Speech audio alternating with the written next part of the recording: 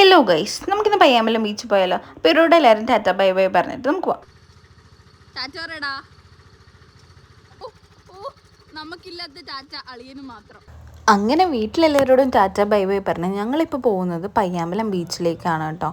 ഞങ്ങളുടെ വീട്ടിൽ നിന്ന് കഷ്ടിച്ചൊരു 6-6.5 കിലോമീറ്ററേ പയ്യാമ്പലം ബീച്ചിലേക്കുള്ളൂ. അങ്ങനെ ഞാനും വിവിയും കൂടെ ഇറങ്ങി. ഇപ്പോൾ ഓൾമോസ്റ്റ് ഞങ്ങൾ അവിടെ എത്തി. ഈ റോഡ് കയറി ഇറങ്ങുന്നിടത്താണ് കേട്ടോ ബീച്ചിൻ്റെ സൈഡ് എൻട്രൻസ് വരെ, അതായത് ഡയറക്റ്റ് ബീച്ചിലേക്കുള്ളത്. ഇവിടെ പാർക്കുണ്ട്. പാർക്കാണെങ്കിൽ ഇതിൻ്റെ വേറൊരു സൈഡിലാണ് നമ്മൾ ഇറങ്ങേണ്ടത്. അപ്പം ഞങ്ങൾക്ക് പാർക്കിൽ പോകണ്ടാത്തതുകൊണ്ട് കൊച്ചുങ്ങളൊക്കെ ഉണ്ടെങ്കിൽ പാർക്കിൽ പോകുന്നത് നല്ലതാണ് കേട്ടോ. അപ്പം ഞങ്ങളവിടെ ബൈക്ക് പാർക്ക് ചെയ്ത് നേരെ വരുമ്പോൾ കണ്ടത് കല്ലുമ്മക്കായിയാണ്.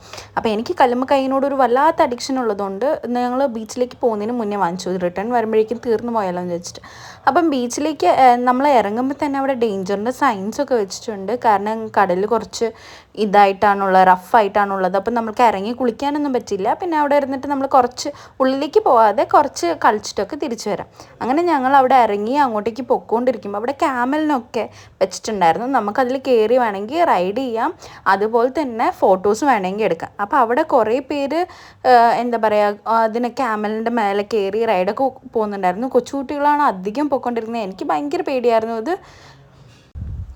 ഇവിടുന്ന് റൈഡിന് അവിടെ നമ്മൾ കയറി കഴിഞ്ഞാൽ ഇവിടെ തൊട്ട് അങ്ങേ അറ്റത്തെ ബീച്ചിൻ്റെ അങ്ങേ സൈഡ് വരെ കൊണ്ടുപോയിട്ട് തിരിച്ചു കൊണ്ടുവന്ന് ഇവിടെ തന്നെ അതേ സെയിം ലൊക്കേഷനിൽ തന്നെ ഇറക്കും കേട്ടോ. ഞാൻ അവിടെ 2 മിനിറ്റ് നോക്കി. പിന്നെ നമ്മൾ കുറച്ച് സൺ കിസ്ഡൊക്കെ എടുക്കണമല്ലോ, അങ്ങനെ അതൊക്കെ എടുക്കാൻ വേണ്ടി കുറച്ച് ട്രൈ ഒക്കെ ചെയ്തു. വിവി എങ്ങനെ പോയി കഴിഞ്ഞാലും തിരിച്ച് വീണ്ടും ഇതേ ക്യാമലിൻ്റെ അടുത്തേക്ക് വരുന്നത്. എന്നോട് പറഞ്ഞു നീ കയറിയില്ലെങ്കിൽ അറ്റ്ലീസ്റ്റ് ഫോട്ടോ എങ്കിലും എടുക്കുമെന്ന്. അവിടെ നിന്ന് ഫോട്ടോ എടുക്കുന്ന ഇല്ലയെന്നും പറഞ്ഞാൽ ഞാൻ പിന്നെ മുങ്ങിയത്. അങ്ങനെ ഞങ്ങൾ കുറച്ച് കഴിഞ്ഞപ്പോഴേക്കും കടലിലേക്ക് ഇറങ്ങി. കുറച്ച് ഉള്ളിലേക്കൊന്നും പോകാതെ നമ്മൾ കുറച്ച് ഫ്രണ്ടിൽ വരെ വേണമെങ്കിൽ കളിക്കുകയൊക്കെ ചെയ്യാം കേട്ടോ. അങ്ങനെ ഞങ്ങൾ കുറച്ച് സമയം ഇറങ്ങി.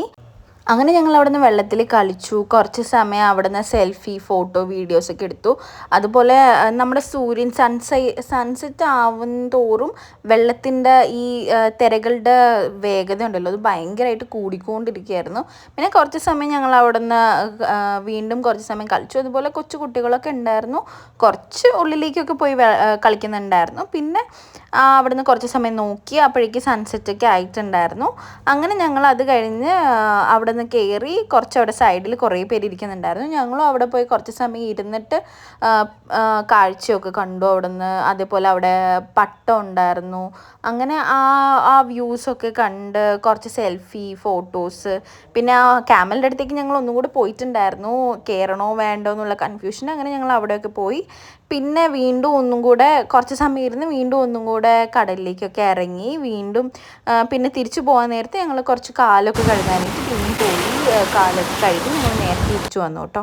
തിരിച്ചു വന്ന് അവിടെ നിന്ന് ബൈക്ക് എടുത്ത് പിന്നെ ഞങ്ങൾ നേരെ പോയത് ഞങ്ങളുടെ വീട്ടിനടുത്ത് ഞങ്ങൾക്ക് മീനൊക്കെ വാങ്ങിക്കാനുണ്ടായിരുന്നു. അപ്പം ഞാൻ അന്ന് കാണിച്ചില്ല ഒരു വീഡിയോയിൽ.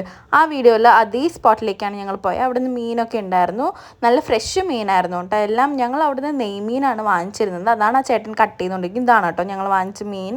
പിന്നെ അവിടെ നിന്ന് കുറച്ച് മീനൊക്കെ നോക്കി. പിന്നെ അതുപോലെ ചെമ്മീനുണ്ടായിരുന്നു, ഫ്രഷ് ആ ചേട്ടൻ കട്ട് ചെയ്ത് വെച്ചിട്ടുണ്ടായിരുന്നു. അങ്ങനെ ഞങ്ങൾ അതും കൂടെ വാങ്ങിച്ച് പിന്നെ ഞങ്ങൾ നേരെ പോയത്, ഞങ്ങൾ അന്ന് പോയി മിൽമയില്ലേ, അവിടുത്തെ അരിക്കടക്ക് നല്ലതായിരുന്നു. അവിടെ നിന്ന് വീണ്ടും ഒന്നുകൂടെ പോയി അരിക്കടക്കൊക്കെ കഴിച്ചു. അത് കഴിഞ്ഞ് നേരെ താഴിച്ചൊവ്വ വന്ന് താഴിച്ചൊവ്വ ബേക്ക് എൻജോയ് പോയിട്ട് എൻ്റെ അനിയന് കുറച്ച് സ്നാക്സ് വാങ്ങിച്ചിട്ട് വരാൻ പറഞ്ഞിട്ടുണ്ടായിരുന്നു. അങ്ങനെ അതും കൂടെ വാങ്ങിച്ച് എല്ലാം കഴിഞ്ഞ് അന്നത്തെ ഫുള്ള് സക്സസ്ഫുൾ ആയിട്ട് ഞങ്ങൾ വീട്ടിലേക്ക് പോയി. അപ്പോൾ അത്രയുള്ളൂ. ചാച്ച ബൈ.